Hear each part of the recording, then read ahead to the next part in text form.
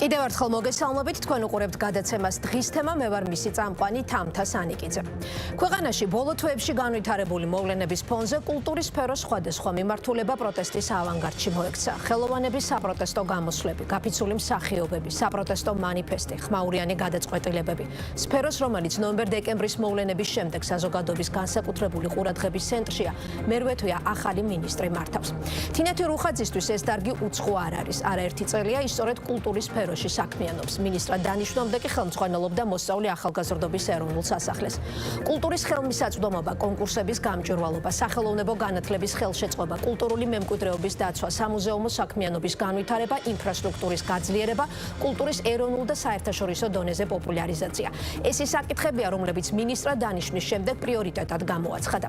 რა გამოწვევები დახვდა სფეროში, როგორ ესახება ხელოვანების ნაწილის პროტესტის ფონზე ყველა მიმართულებით შემოქმედებითი პროცესის სრულყოფილად აღდგენა.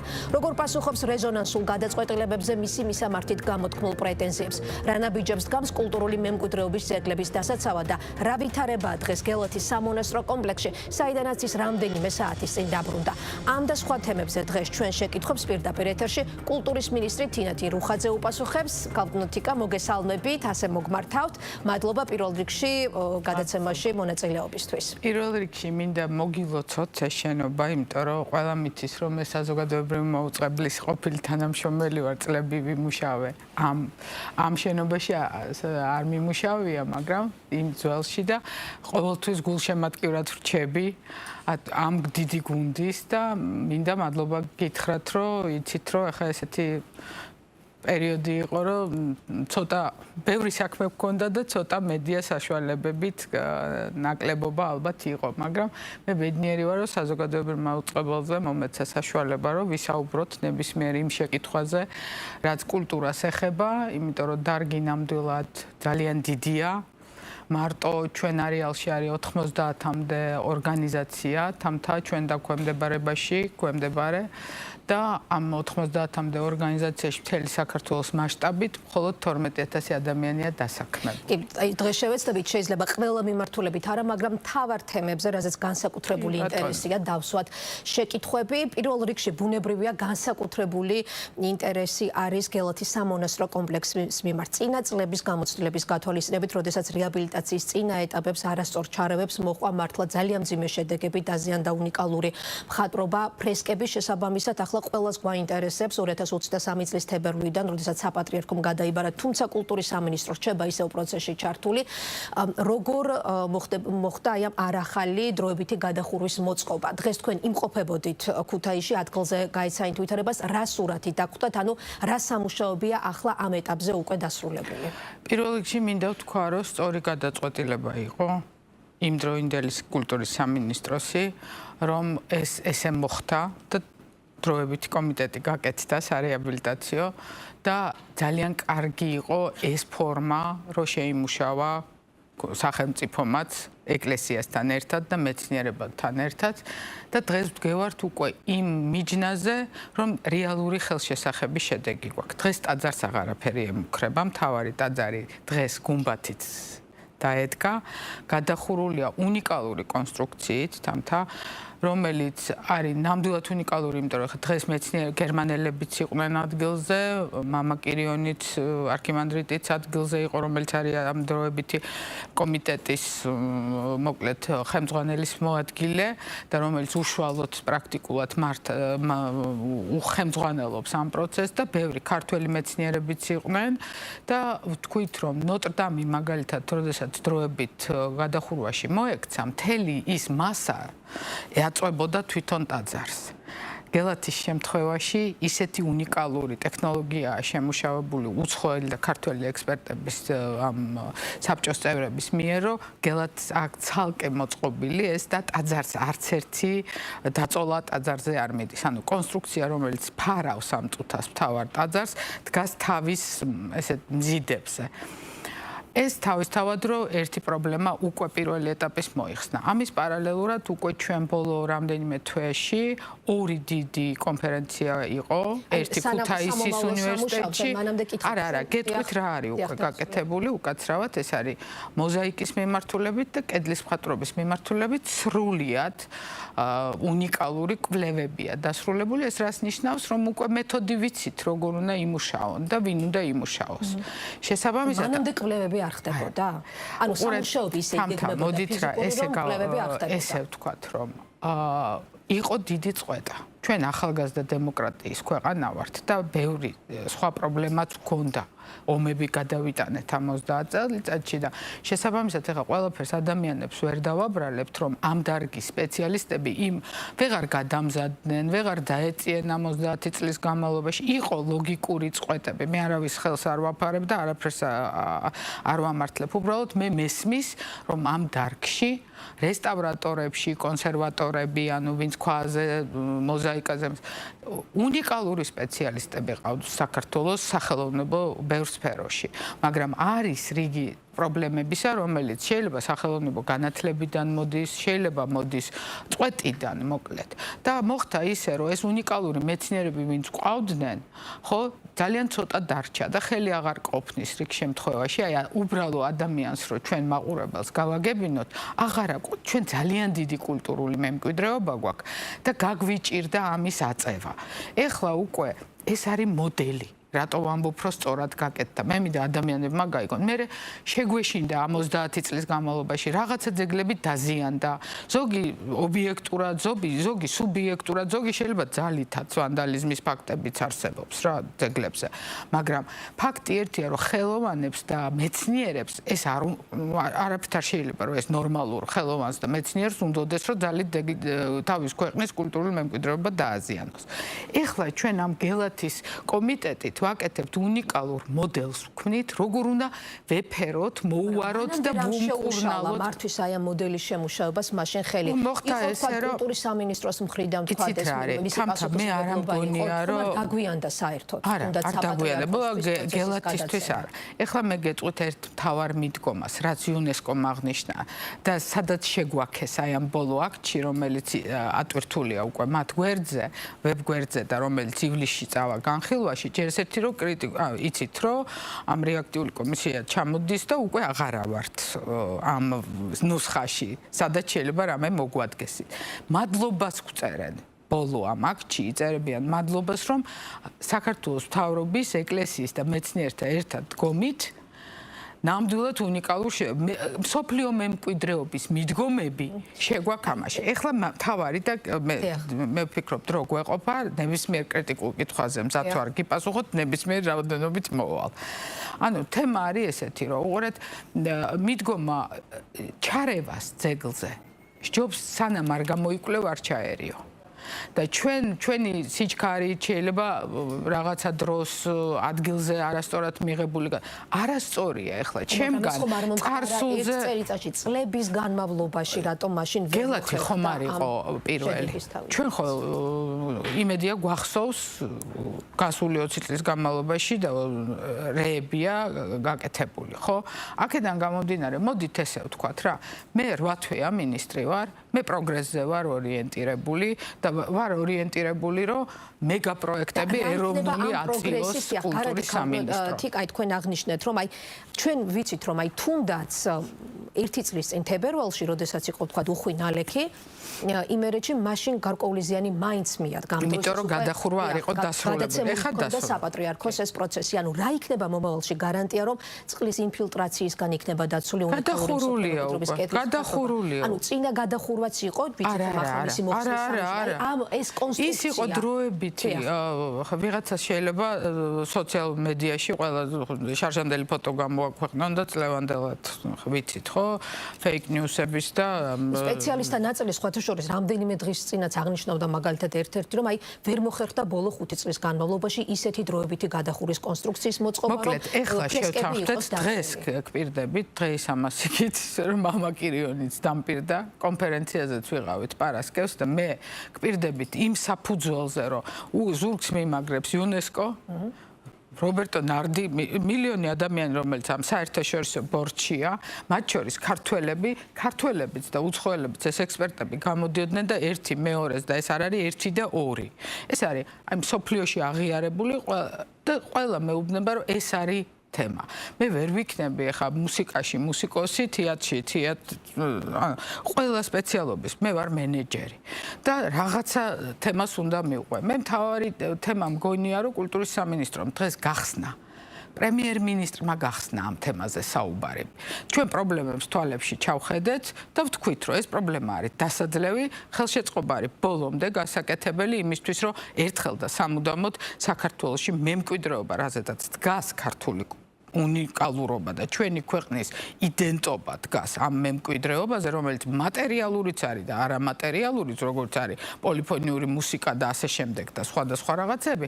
მე ვფიქრობ, რომ უნდა ჩავხედოთ ამას თვალებში, ღია თვალით, კარგი მენეჯმენტით, შევძლოთ, რომ ყველა გზა გამოვიყენოთ და მათ შორის იუნესკოს გზა არის ერთადერთი ასეთი და საერთაშორისო აი ამ ბოლო წლების, იმიტომ რომ ტექნოლოგიებია ისეთი მსოფლიოში გამოსული, რომელიც წვდომა არ ქონდათ ამ მეცნიერებს, ამ ტექნოლოგიებთან 90-იან წლებში და ვერ მოთხოვდი. შესაბამისად, რითიც შეეძლოთ, შეიძლება ბზარი იმითი, თუმცა ეხლა მაგალითად ჩამოდიან უნიკალური ადამიანები, ანუ თავის საქმის უნიკალური სპეციალისტები და პირდაპირ ესე დღეს გვიყვებოდნენ ეს გერმანელები, თითითო და თქვენ რომ ეს არის თანამედროვე საღებავით გაკეთებული რაღაცაზე.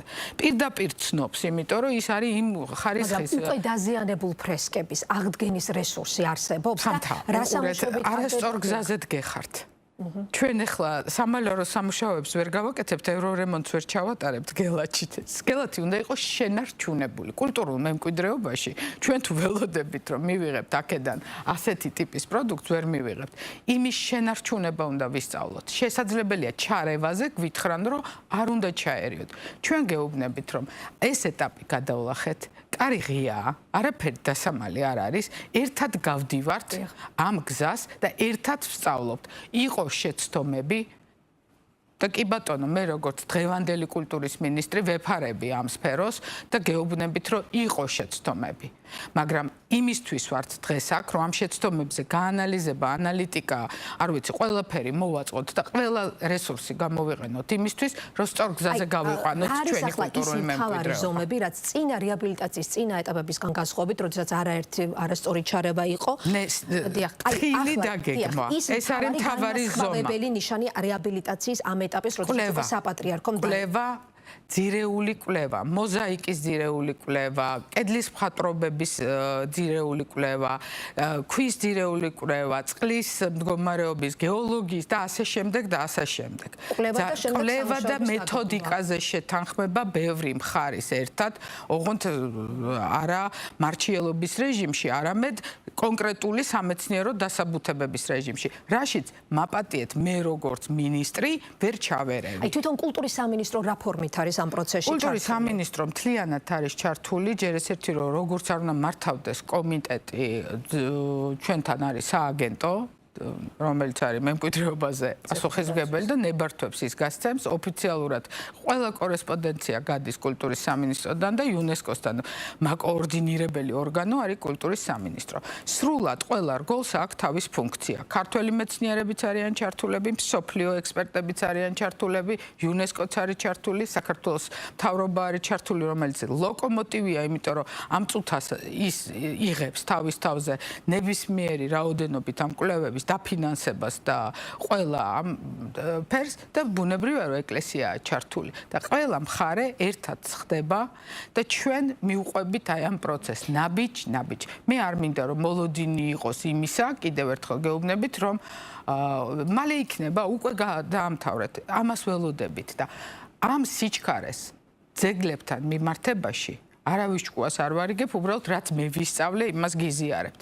მოაქვს მხოლოდ ცუდი და თქვენ ძალიან კარგად იცით, რომ ბოლო 8 წელი ერთ-ერთი დიდი ძეგლის შენარჩუნებაში მეც მაქვს მონაწილეობა მიღებული, მიუხედავად იმისა, რომ არც დამკვეთი ვიყავი და არც სამუშაოების შემსრულებელი, მე ვიყავი ადგილი თვითონ, რომელ ძეგლსაც ინარჩუნებდნენ და ჩემი ძლია დაგიდასტუროთ, რომ ჩქარი გადაწყვეტილებები ძეგლს მხოლოდ ავნებს. სასახლეზეა საუბარი. ეროვნულ სასახლეზეა საუბარი. თქვენ ახსენეთ, რომ აი პროცესი არის მაქსიმალურად ღია, ბევრი მხარეა ჩართული. მე წავიკითხე მანამდე წინა რეაბილიტაციის წინა ეტაპების დროს დაწერილი არაერთი კრიტიკული დასკვნა, არა მხოლოდ ადგილობრივი სპეციალისტების მხრიდან, არამედ თქვა იკომოსის დასკვნაც, რომელიც ძირითადად თანხმედრაში იყო ადგილობრივი სპეციალისტების მოსაზრებებთან. და იქ ერთ-ერთი რეკომენდაცია იყო შემდგომ, რომელსაც აძლევდნენ ქვეყანას, რომ რაც შეიძლება ღია ყოფილიყო ინფორმაციის ხელმისაწვდომობა ქართველი ადგილობრივი სპეციალისტებისთვის. რამდენად არიან ისინი ჩართულები არიან, ჩემთვის ეს არის ბედნიერება, იმიტომ რომ ჩუბინაშვილის სახელობის ერთ-ერთი ყველაზე დიდი სახელოვნებათმცოდნეობა კვლევითი ცენტრი გვაქვს, ხო? აკადემიკოს ჩუბინაშვილის სახელობის, რომლის ერთ-ერთი წარმომადგენელი გამოვიდა კონფერენციაზე. ჩართულია ყველა სამოქალაქო საზოგადოებაც დაინტერესებული ადამიანები. იმ დღეს იყო პარასკევს ეს კონფერენცია დილიდან რომ დაიწყო საღამომდე მიმდინარეობდა და ყველა იყო ჩამოსული, ღია იყო ეს ურთიერთობა. ნებისმიერი ადამიანი შემოდიოდა, სვავდა კითხვას აბსოლუტურად და ამ პროცესშიც ვიღებთ მონაწილეობას მამა კირიონთან ერთად და ყოველდღიურად, ეხლა ხო ხედავთ რომ მედიისთვისაც ღია უკვე ყველაფერი. ანუ 7 რეჟიმზე გადავდივართ მუშაობაზე. ღია ვართ. ნებისმიერ კითხვაზე მზად ვართ, რომ პასუხი გავცეთ. აი ბოლო შეკითხვას დავსვამ, თქვა და გადახურვა არასწორი მეთოდოლოგიით უხარისხო მასალების გამოყენება უდიერი მიდგომა ძირითადად აი ასეთი შეფასებები იყო წინა რეაბილიტაციის დროს ადგილობრივი ანგარიშების დროს. სამწუხაროა რომ ესე იყო, ამაზე მე პასუხს მე მინდა მჯეროდეს, მოდით თამთა ესე ვიტყვი, რომ არც ერთი ადამიანი განზრახ ამას არ აკეთებდა. მოდით იმიტომ არა რომ გელაც გაურბივარ, მამა კირიონი არ გაურბის არც ერთ კითხვას და შეგიძლიათ ნებისმიერ დროს მიბრძანდეთ ან მოიწვიოთ და დაუსვათ ეს კითხვები და ჩემზე დეტალურ პასუხს, იმიტომ რომ ის არის უშუალოდ პროექტის ხელმძღვანელი. და ამიტომ მე მგონია რომ აი სასახლეზე გეტყვით რა, რომ არ არის სწორი რაღაცეები, აბრალო ყველაფერი წინა პერიოდს, იმიტომ რომ სასახლეში ყველა ფლიგელი იყო ისე შენარჩუნებული, როგორც მაშინ შეძლეს. სხვა გამოსავალი არ იყო, ხან გათბობა არ იყო, ხან გაგრილება არ იყო, ხან ინსოლაცია მეტი იყო, ხან წყალი ჩამოვიდა და გადახურვის თანხა არ იყო.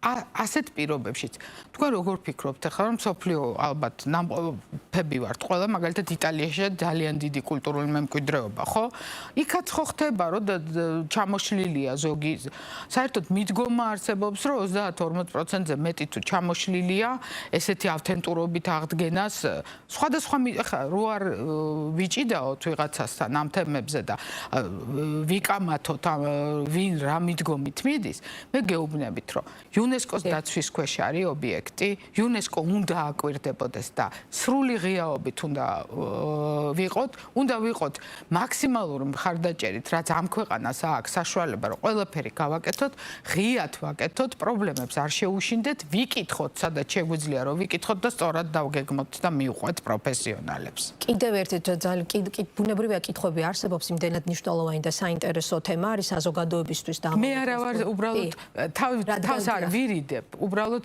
მე არა ვარ სწორი ადრესატი. პარასკევს თქვენი მედიაც და სხვა მედია საშუალებებიც იქ იყვნენ და იქ იყო დარწმუნებული ვარ, რომ არქივშიც გაქვთ, რომ ყველა უცხოელი თავის მიმართულებებით პასუხებს გცემს. იმათ უნდა დაუსვათ ეს შეკითხვა, იმიტომ რომ ისინი არიან, კიდევ ერთხელ ვამბობ, არაფერს არ გაურბივარ, აქა ვარ და ვდგევარ ზუსტად ესე მამა კირიონის გვერდზე როგორც უნდა ვიდგე. ხალხო, აი ახლა გადავალთ მაშინ იმ თემაზე, ვთქვათ, აი რომელზეც უშუალოდ თქვენგან ვითხოვთ ახლა თავარ პასუხებს, იმიტომ რომ აპრილში, ნუ დანიშნვიდან რამდენიმე თვეში, თქვენი სამინისტრო და პირადად თქვენ, იმიტომ რომ თქვენი გადაწყვეტილება იყო, ეს რეზონანსული გადაწყვეტილების გამო ასევე მოექცა განსაკუთრებული ყურადღების ქვეშ. მე გულისხმობ ვასო აბაშიძის სახელობის მუსიკისა და დრამის თეატრს, ვიქ ვიცით რომ მსახიობ ანდრო ჭიჭინა რაფინაძის დაკავების შემდეგ კიდევ უფრო გამძაფრდა პროტესტი, იყო მსახიობების გაფიცვა, წარმოადგინეს შემდგომ იანვარში საპროტესტო მანიფესტი და ამ ყველაფერს შემდგომ მოჰყვა უკვე დავით დოიაშვილის ხელმძღვანელის გადაყენება, გათავისუფლების გადაწყვეტილება.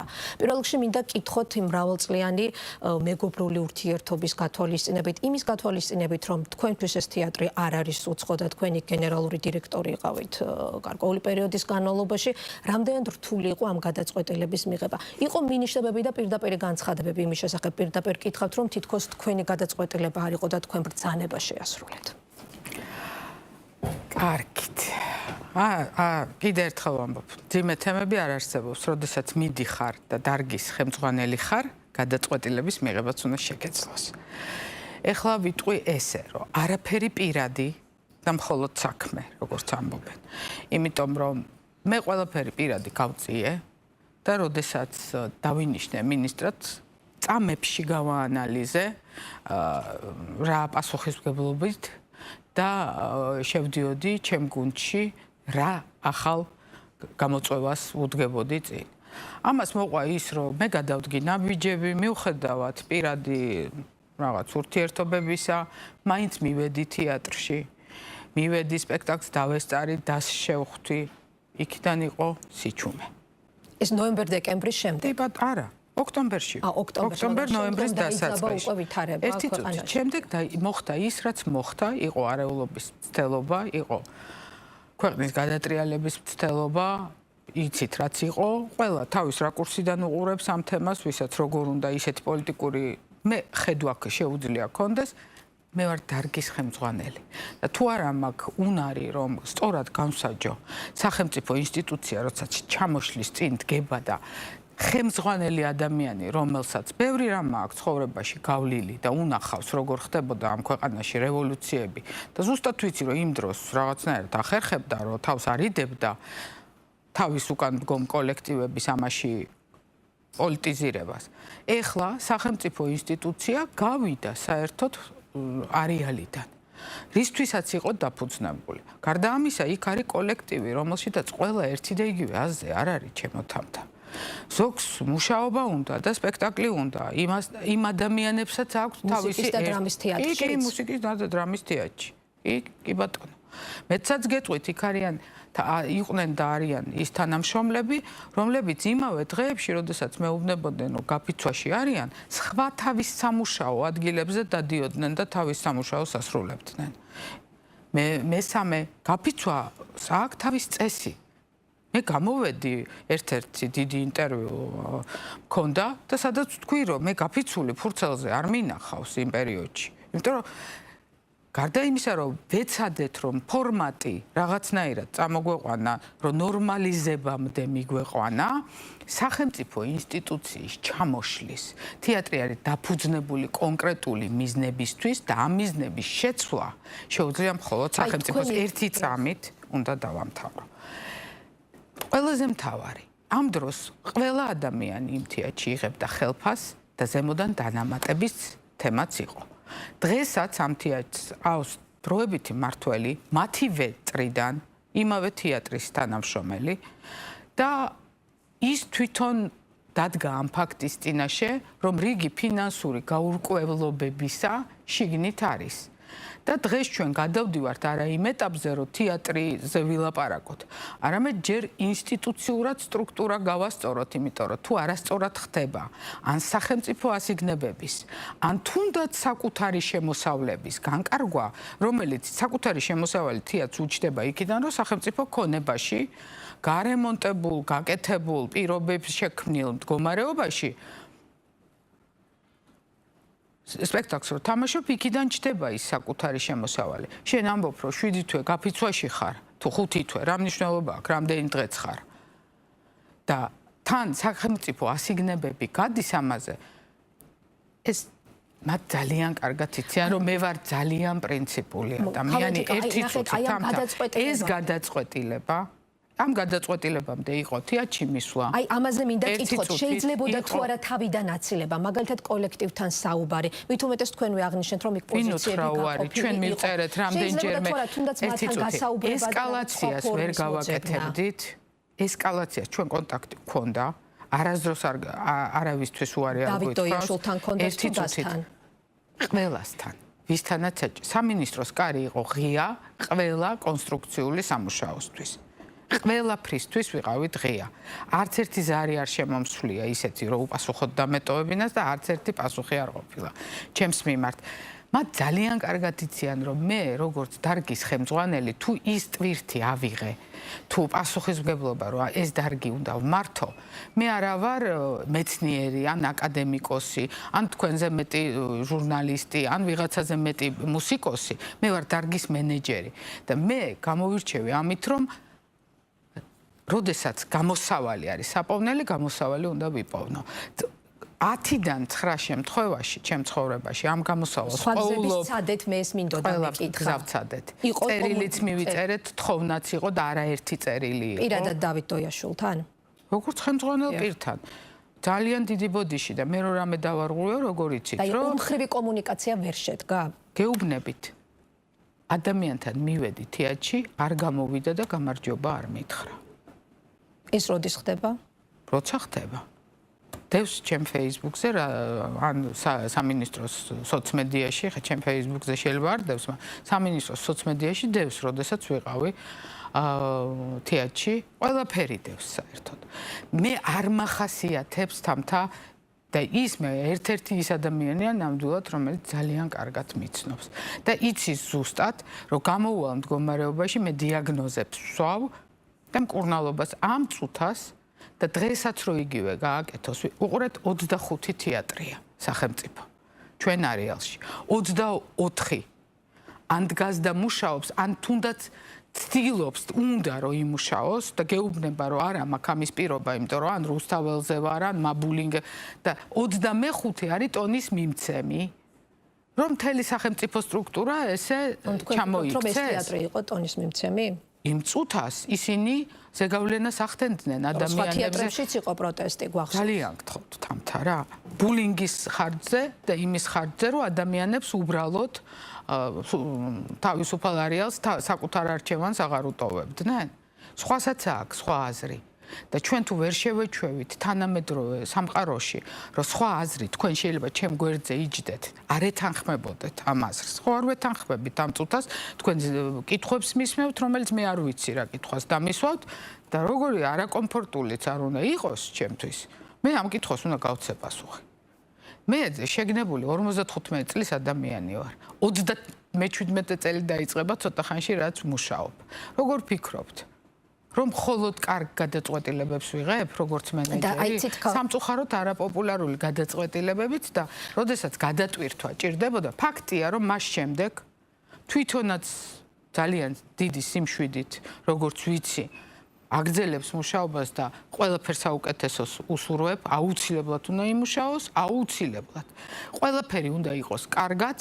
და ამ თეატრსაც მაქსიმალურად ვეცდებით, რომ რაღაცა გადაწყვეტილებამდე. ისე ბედი, იმიტომ რომ აღყავს ჯერ ხელმძღვანელი პოსტი არის ვაკანტური რა. არ არის პოსტი ვაკანტური, მოვალეობის შემსრულებელი არსებობს. ანუ ხომ არ უკავშირდება თქვა პროცესის გაჭიანურება იმ ფაქტს, რომ ასის წევრებმა თქვეს, რომ თითქოს ისინი სამინისტროს გადაწყვეტილებას არ აღიარებენ და არავითარ შემთხვევაში, როგორ თვითონვე მოითხოვეს ამ გადაწყვეტილებიდან ძალიან ცოტა ხანში, იმიტომ რომ ხელფასები უნდა მიეღოთ და თვითონვე გამოვიდნენ კონტაქტზე.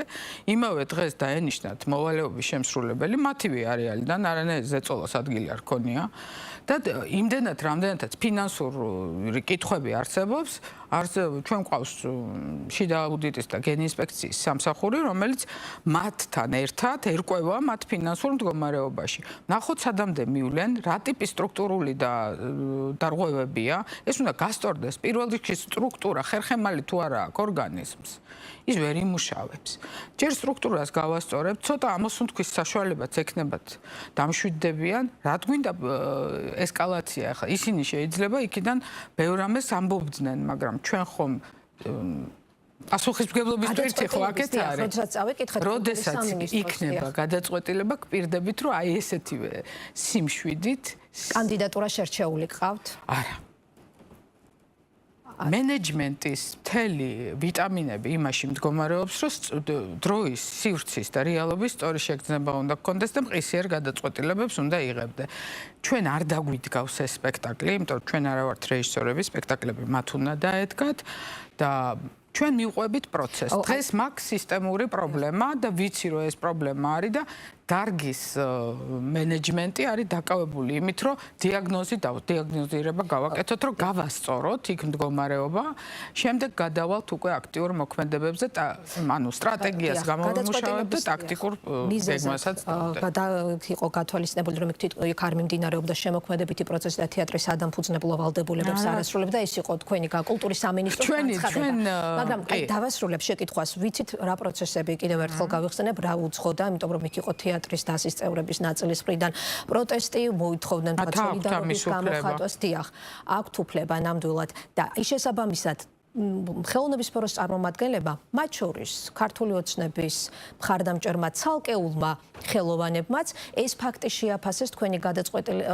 გადაწყვეტილება არ შეაფასეს სწორად და ზოგიერთმა წარმომადგენელმა პირდაპირ თქვა, რომ ეს იყო თქვა პროტესტის ჩახშობა, სიტყვის და გამოხატვის თავისუფლების შეზღუდვა. ფაქტია, რომ პროტესტი გაჩერდა ამის შემდეგ. ანუ პროტესტი იყო თუ არა ერთ-ერთი განსაზღვრელი ფაქტორი? პროტესტი იყო თუ არა მართული გარედან? შეკითხვა მაქვს. პროტესტი გაჩერდა, თვითონ ბატონები და ქალბატონები დადიან კონცერტებზე, სპექტაკლებზე, სხვა დარბაზებში, ხედავთ ამ ხალხს, თვითონვე ასრულებენ სხვა დარბაზებში სცენაზე დგანან. თამთა შეკითხვა მაქვს რა, პროტესტი შეჩერდა თუ არ შეჩერდა? დამშვიდდა ხო მდგომარეობა? მე დიდი ეჭვი მაქვს, რომ თვითონაც გათავისუფლდა, იმდენად ჩიხში შეიყვანა თავის არ ვიცი, გარედან მართული ჩიგნიდან, არასწორი მრჩევლებით, რა მდგომარეობით, როგორ შევიდნენ ამ ჩიხში, იმიტომ რომ ფაქტია, რომ მე მიკრომენეჯმენტში ვერ ჩავალ. არ არის ეს ამ წუთას ჩემი საქმე, მე ამას მივხედავდი, მე რო ყოფილიყავი ამ ორგანიზაციის ხელმძღვანელი, მოვიწევდი რაღაც ტიპის კოლეგიალური რაღაცა შევქმნიდი ან საბჭოს ან იმას გავაკეთებდი, აზრს ვკითხავდი. თქვენ როგორ ფიქრობთ ახლა, რომ ეროვნული სასახლის დირექტორობის პერიოდში არ ყოფილა გარეთ ნებათა ღელვა, მაგრამ კოლექტივი 400 კაციანი კოლექტივს მართავდი და მშვიდად წყნარად გავდიოდით. ყველას აქვს თავის გამოხატვის უფლება. ვინმე შეუზღუდა ეს უფლება?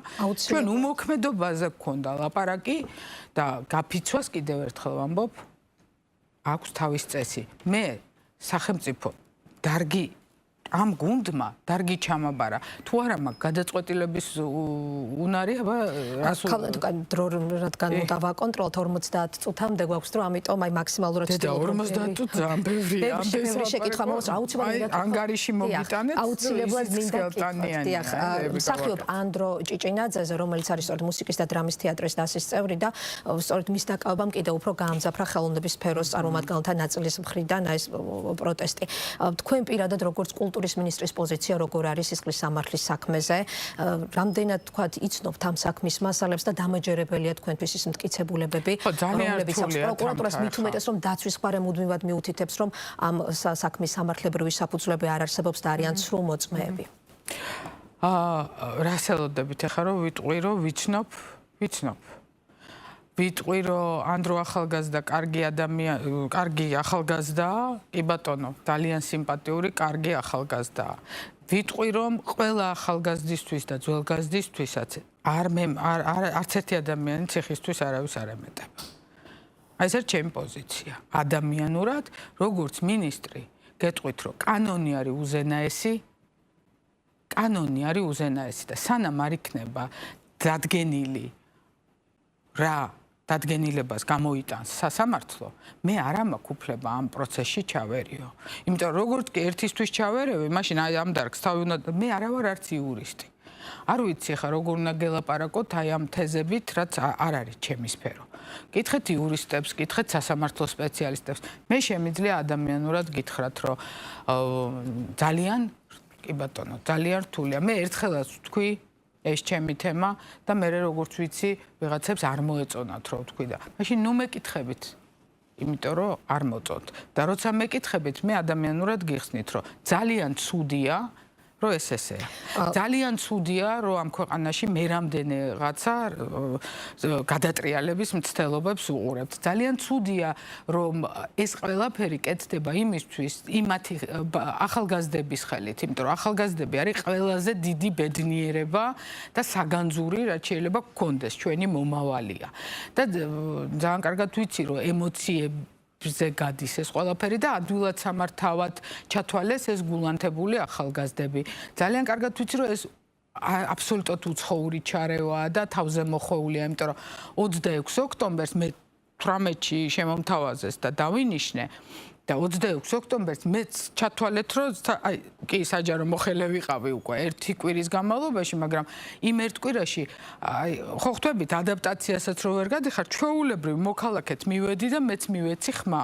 რეალობაში ჩემივე გუნდს გასაგებია, მაგრამ მე არ გამიგონია, მე არა ვარ მოწყვეტილი სოციუმის ადამიანი და მე არ გამიგონია ნიუ-იორკში ხალხი ტიროდა, რომ უნდათ ანუ შესვლა და ყველა იყო აღტკინებული, ვიღაცები მირეკავდნენ, რომ ესეა ისეა ვენდობით, ეხლა ხმას მივცემთ და სხვა შორის ყველა არ იყო ქართული ოცნების მხარდამჭერი, მაგრამ 1.200.000-მდე ადამიანმა ეს გადაწყვეტილება მიიღო და ჩვენ თუ არ მივეჩვევით თამთა რომ გარედან სხვა ენაზე მეტყველი ადამიანები გვეყოლება დირექტორები მნიშვნელობა არ აქვს ის ინგლისურად ილაპარაკებს თუ რა ენაზე სულ გარედან კარნახით თუ არ მივეჩვევით და ჩვენით არ მივიღებთ გადაწყვეტილებებს ესე იგი მიმღებლობა არ უნდა გქონდეს მე არ უნდა მქონდეს თქვენ რომ ეხლა არჩევთ რომ წყალი დალიოთ მე უნდა აუცილებლად თავს მოგახვიოთ, რომ პარამეტრები კიდევ ერთი რეზონანსული გადაწყვეტილება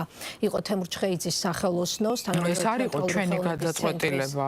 თეატრალური უნივერსიტეტის, რომელიც არის თქვა დაქვემდებარებაში. და ძალიან დიდი ბოდიში, ახლა იმიტომ კი არა, კიდევ ერთხელ გეუბნებით, არც ერთ ძიმე თემა არსებობს.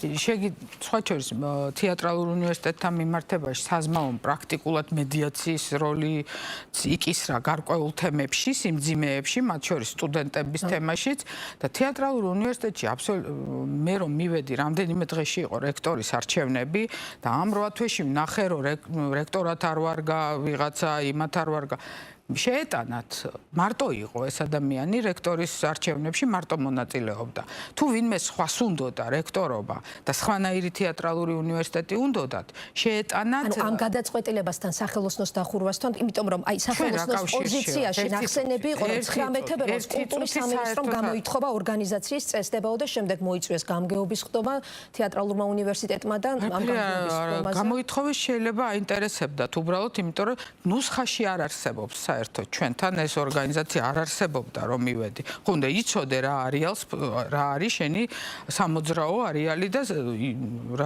რა გექვემდებარება. ნუსხაში არ იყო ეს. ეს იყო ბატონი თემურის, ეხა როგორ თემაა, იცით რომ უნდა ვამტკიცო რომ გენიოსი, ნამდვილად გენიოსი ადამიანის მადლობა ღმერთს რომ ყავდა საქართველოს თეატრს და თეატრალურ ხელოვნებას ესეთი ადამიანი საერთოდ არ შევდივარ ამ თემაში ჩემი უდიდესი სიყვარული და პატივისცემა.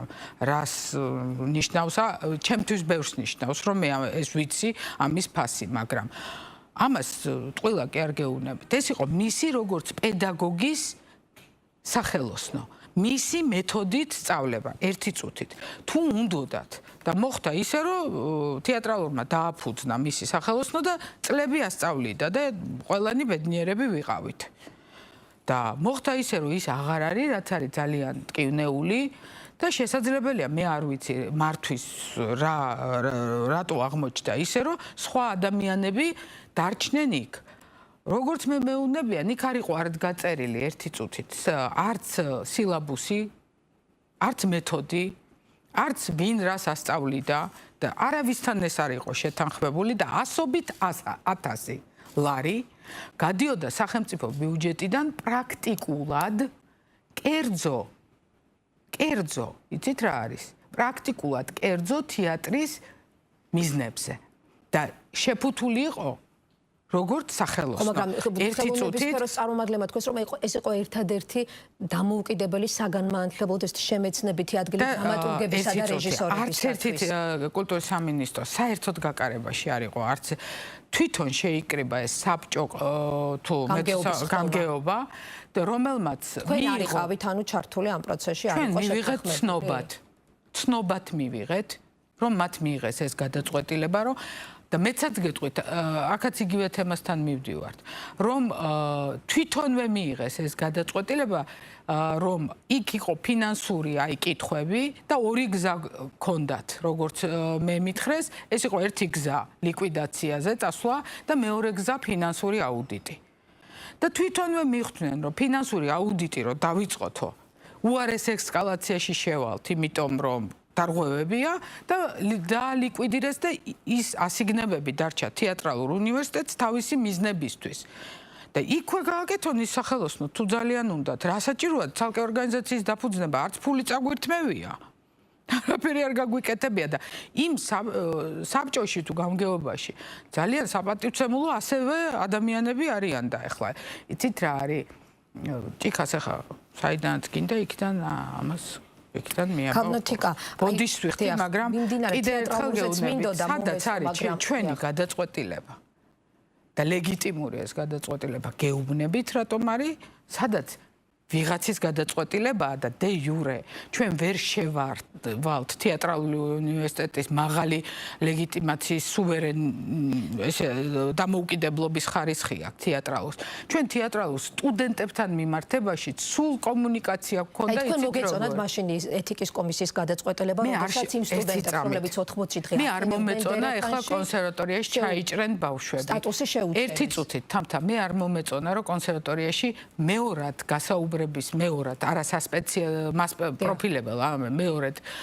იმაში ჩაიჭრნენ ბავშვები ქულები არ ეყოთ კი არ ჩაიჭრნენ აი ერთი ქულა ნახევარი და ვთხოვეთ კონსერვატორიაში შუამდგომლობა დავწერე რომ ის ბევრი სტუდენტი გვინდა სახელოვნებო სფეროში და მე თვითონ დავწერე შუამდგომლობა იქაურმა აკადემიურმა საბჭომ არ დაუშვა განმეორებითი გასაუბრების ჩატარება რა გავაკეთო ზეწოლა მოვახდინო ხო ვერ მოვახდენ ასევე ვერ მოვახდენ აქ საღათ მსჯელობთ ესეთია უმაღლესი განათლების შესახებ კანონი სრული დამოუკიდებლობა აქვთ ჩვენ შეგვიძლია მხოლოდ რასაკვირველია მსჯელობთ ვცდილობთ ყველაფერს ვაკეთებთ მუშაობთ განვითარებაზე ერთობლივად რაღაცა პროექტები შეიძლება ვთხოვოთ რომ მეტი აქტიურობა გქონდეთ აბა იქნებ მაგრამ თემასაც ვერ მივცემთ ვეუბნებით რომ გახსენით დამატებითი ფაკულტეტები დაუშვათ მგონია რომ კი არ მგონია კვლევაა ჩატარებული რომ დრამატურგებს არ ვსდით და კინოსცენარისტებს და იმას თეატრალურში ამას ჭირდება დრო რომ დაწერონ მოიკვლიონ როგორ გააკეთონ სილაბუსი შეიმუშაონ ადამიანი იპოვონ ვინც ასწავლის ხო ბევრი თემაა განათლების სამინისტროს ხარისხთან არის შესათანხმებელი რაღაცა თემები ამიტომ ეს არ არის უნდა გესმოდეთ რა საკუთარ თავს ვერ ვაკადრებ იმას რომ და არასდროს ჩემ არეალში არც ერთ ჩემზე მდგომს ზედმეტი თავისთვის არ მახსოვს ესეთი რაღაცა არც კერძოში არც სახელმწიფოში არ ვაკადრებ ამას საკუთარ თავს რომ უკადრებელით დავალებით დავრეკო ადამიანს. ნახეთ აი თქვენ აი მართავთ ახლა იმ სფეროს რომლიდანაც მე თვითონ ბოდიშს ვიხდი მესამე თაობა მე თვითონ ამ სფეროს წარმოვადგენ და მაგრამ რომელიც თითქმის ყველა სფერო მოიცვა აი ამ პროტესტმა ხომ როგორ გესახებათ თქვათ მიმდინარე აქციების თქვათ ხელოვანთა ნაწილის აქტიურად აი პროტესტში მონაწილეობის ფონზე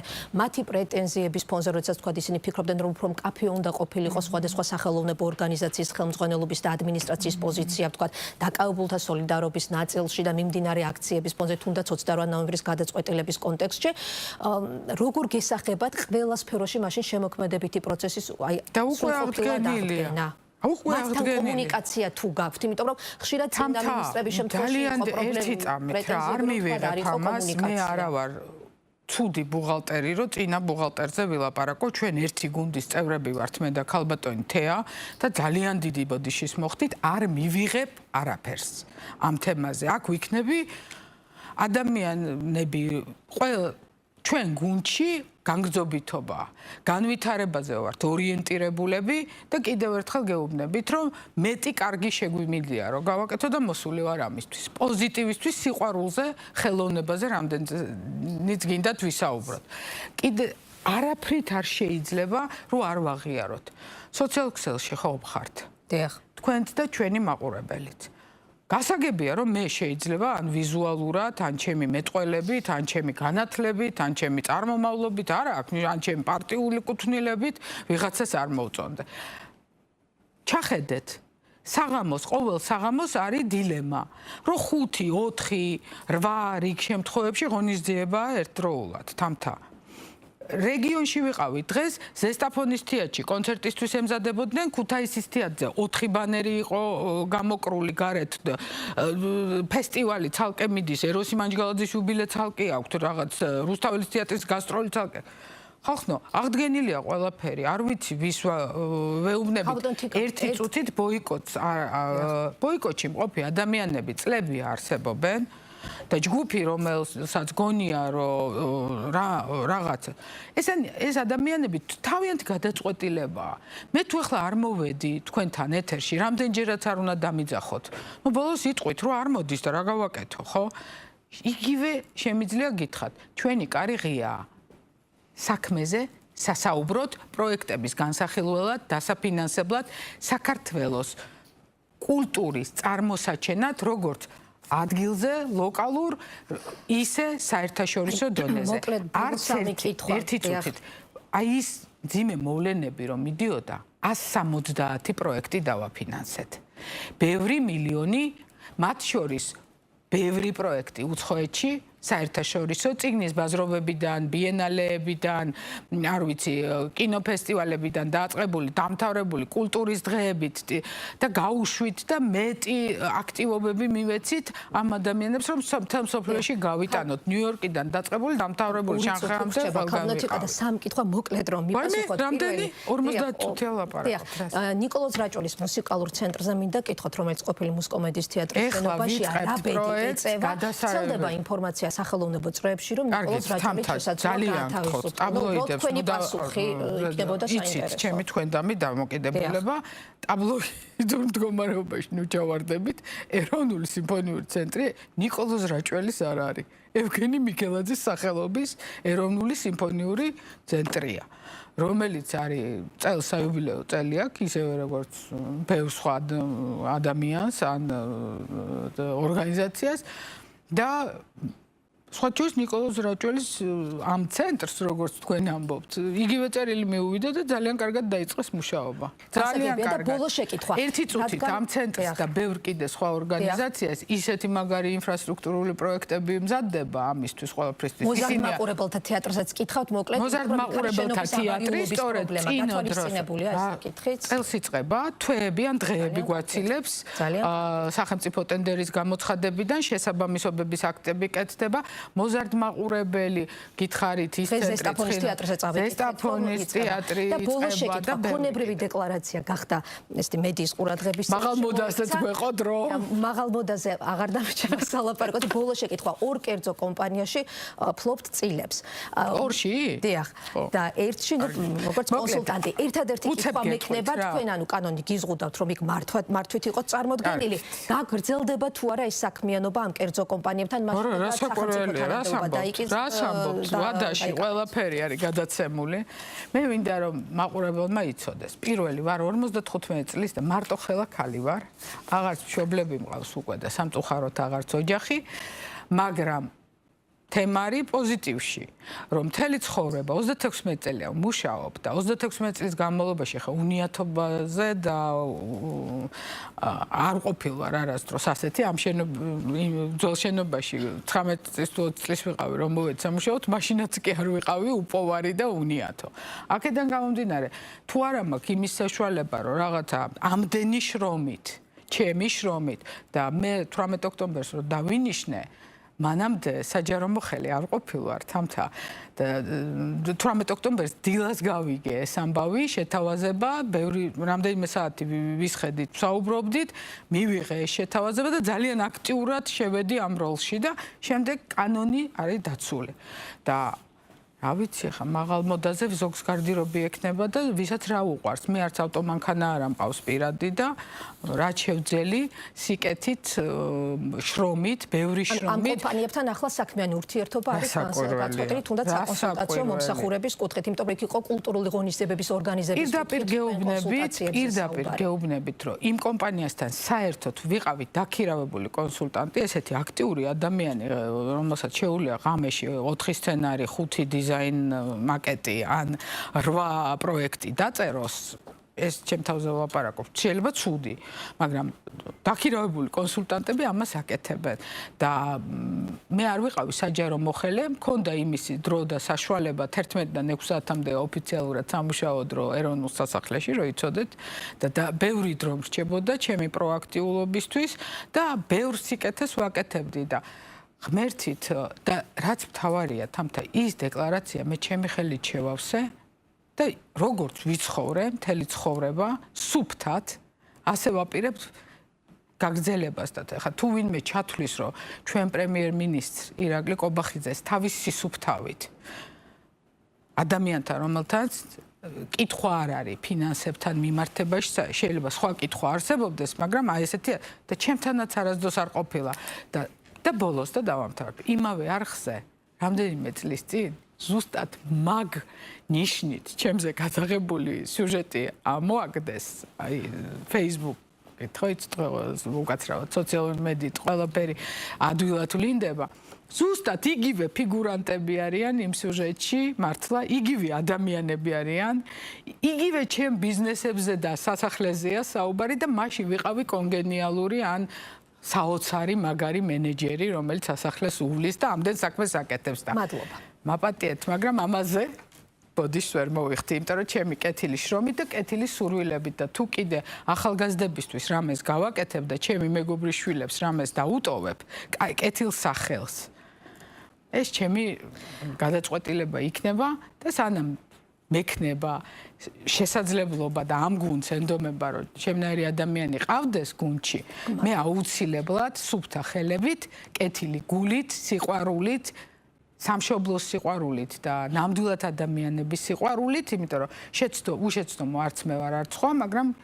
ჯერა რომ თუ სიყვარულით აკეთებ საქმეს და ასეთ გუნდთან ერთად აკეთებ საქმეს მე ნამდვილად მჯერა რომ ყველაფერი კარგად იქნება რა ვქნა ეს სიმძიმეთ ჩვენი გასავლელი მადლობა სხვა კითხვებიც მქონდა სხვა თემებზეც მქონდა სასაუბრო მაგრამ იმედი მაქვს რომ მომავალში კიდევ იქნებით ჩვენი სტუმარი და სხვა თემებს დიდი მადლობა გელოდებით სხვა თემებზე მომავალში ვისაუბრებთ კულტურის მინისტრი თინათინ რუხაძე პასუხობდა დღეს გადაცემა დღის თემის შეკითხვებს პირდაპირ ეთერში ფეხბურთის გამო დღეს ადრე უნდა დავასრულოთ ეთერი ხვალ უნდა გემშვიდობებით